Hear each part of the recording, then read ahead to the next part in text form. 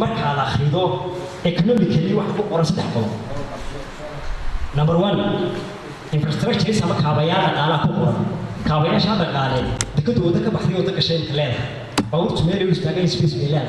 Kaabayaasha dhaqaale kale dekada lagu soo kordhiyay. Nooca yihiin system quality side la kuma cadda. Waa qodob ku tiirsan jabinaya talabaad shaqaalaha ka shaqeeya. Shaqaaluhu Somaliland 75% 80% wax ka qabta shaqaalaha. Around 5000 baa ka shaqeeya dekada berbera. Shanta kun ka shaqeeya حقي حقوقي ما تكاد كلية تفرق بدن بايك الدبليو dad bay u sii yani kala ku sii xiran awee shantaasi shanta kun shaqaali mushaharka ay qaadan doonaan iyo xaqoodu wuxuu noqon doona mid meesha lagu macay kuulo wallahi gacmo weyneebo gargaarxiyo xigmadaydiyo koy yaani guuru waligii ana waxaan go'aansaday xaqayna aan garmaray taa marka laga yimaado heshiiskan waxa ka dhalanaysa samaynta shirkad cusub oo la yiraahdo Berbera Port Operating Company shirkadaas oo maamulaysa dekada wixii heshiiskan ka dambeeyay dhaqangalkiisa marka heshiiska rasmiga la isla meel dhigo hadaba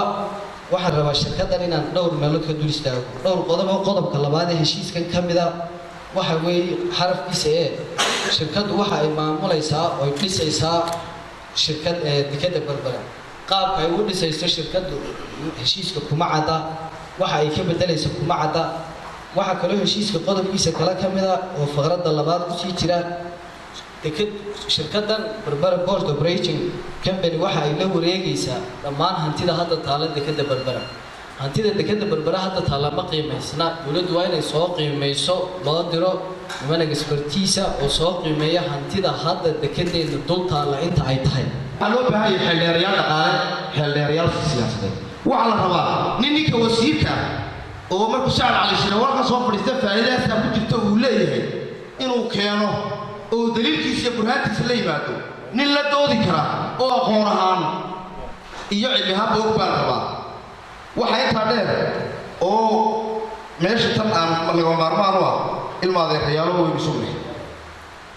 nimanka waxbay lagu kala qarsoon wixii ma dhaafsana hebel ku xumee ma dhaafsana hebel ku xumee ma dhaafsana xafiilka iyo qorne ma dhaafsana madaxweynaha waxa la mudana madaxweyne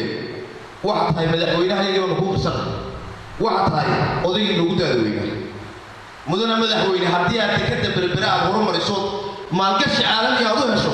ma aad horumarin dekada Ciise Muuse leeyahay waxa horumarisay dekadii qaranka Jamhuuriyadda Soomaaliland waxana dheefsan doona dadka reer Soomaaliland ka dheefsan doona laba shirkadood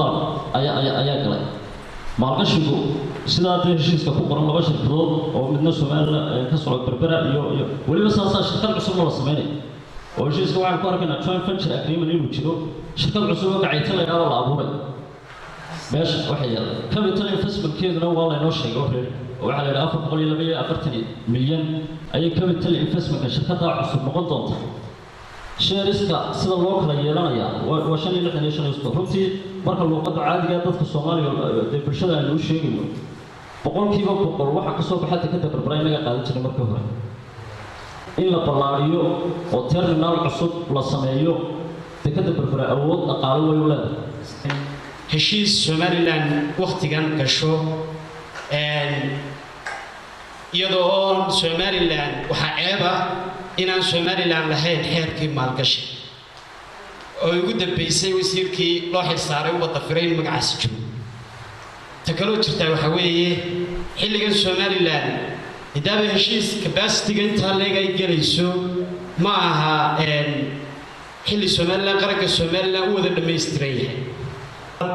inta kaliya ay Somaliland ku leedahay 25 waxa lagu yiri waxay ku baxayaan xagna kugu qoran tahay 25 will receive a shareholding company for awarding 10% ka kale wuxuu ku baxayaa value-ga marka inooma macnaynin 65 ka kale xagay ku baxayaan marka waxa isweydiin leh sababta DBO la heshiis loola galay total loo ka fikiriyay iyadoo shidaalku dunida ka jabay maanta inaga waa inagu qaali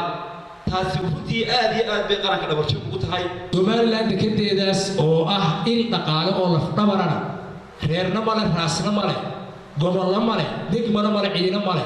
waa tuumada Soomaaliland ay quudato ee cashuurteenu ku kaban tahay ee imikaba cid walba si ay wuxuu uga soo gaaraan ku amni ka soo gaaro iyo ku si kale wuxuu uga soo gaaraan bay uga soo gaaraan heshiiskan oo aan markii hore faahfaahin badan lahayn haddana uu soo baxayo qabiyo qoraalkiisii oo aan weli final ahayn ummadda Soomaaliland xaq bay u leedahay inay dhadhamiso buuxdo la eego xaqna waxaan u leenahay wixii aynaan geyin gobonnimadeena iyo dawladnimadeena aan u qarmin inaynu cod qalbiyada ku diidno in lagu ummadiyo waxaan ana ku dari lahaa in haddii ay dalka faa'iido u leedahay barnaamijkaasi in ay dhalinyartu soo dhaweeyaan haddii aanay faa'iido dalka u lahayna oo aanay dani ugu jirin oo interest badan ku jiro sida dhalinyartu ka dhawaajiyeen runtii waxay noqon doontaa cawaaqib xumo